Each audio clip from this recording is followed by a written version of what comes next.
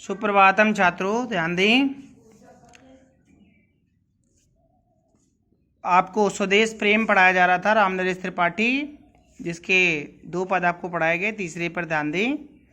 सागर निज छाती पर जिनके अगणित रणों पोत उठाकर पहुँचाया करता था, प्रमुदित भूमंडल के सकल तटों पर नदियाँ जिसकी यशधारा सी बहती हैं। अब भी निस्वासर ढूंढो, उनके चरण चिन्ह भी पाओगे तुम इनके तट पर। पुनः आप अर्थ व्याख्या पर आए।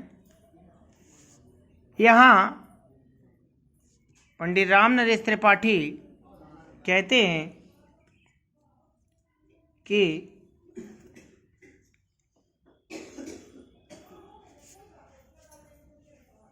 हमारे देश के अतीत गौरव की ओर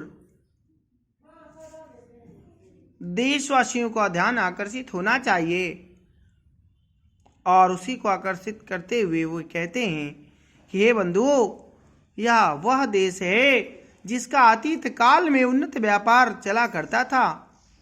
इस देश के समुद्री जहाज समुद्र के वक्षस्थल पर घूम घूम करके सारे संसार के सभी तटों पर पहुंचा करते थे।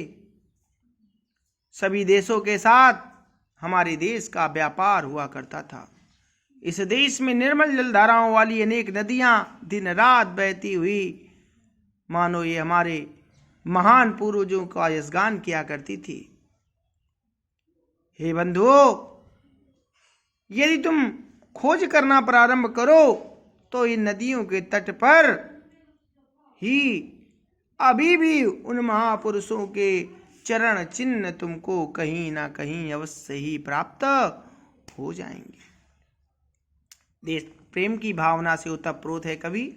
16 मात्राओं का नाटक छंद, अनुप्रास रूपक उपमा अलंकार, सरल सरस खड़ी बोली, गुण ओज और प्रभावपूर्ण एवं आकर्षक शैली। पुनः ध्यान दें। विषुवत रेखा का वासी जो जीता है, नित हाँप हाँप कर रखता है अनुराग अलौकिक, वह भी अपनी मातृभूमि पर। ध्रुवासी जो हिम्मे तम में जी लेता है, कांप कांप कर वह भी अपनी मातृभूमि पर कर देता है प्राण निछावर। देखें, यहां भी कवि कहता है कि विषुवत रेखा का रहने वाला व्यक्ति,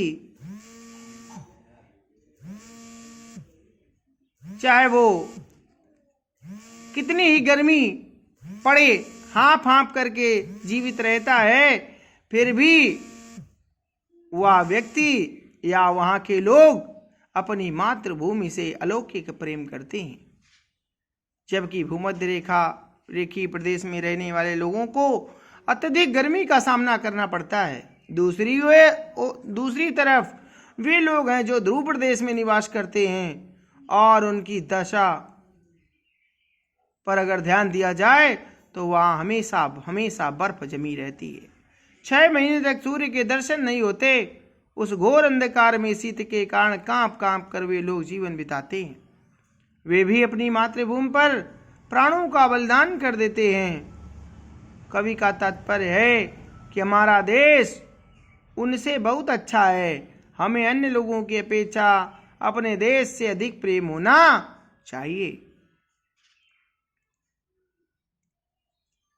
देशभक्ति की प्रबल भावना, नवजागरण का संदेश, नाटक छंद, अलंकार, अनुप्रास, पुनरुक्ति, प्रकाश, शुद्ध सरस, साहित्यिक खड़ी बोली, ओज गुण, प्रभावपूर्ण एवं उपदेशात्मक शैली, वीर रस, लक्षणा शब्द शक्ति।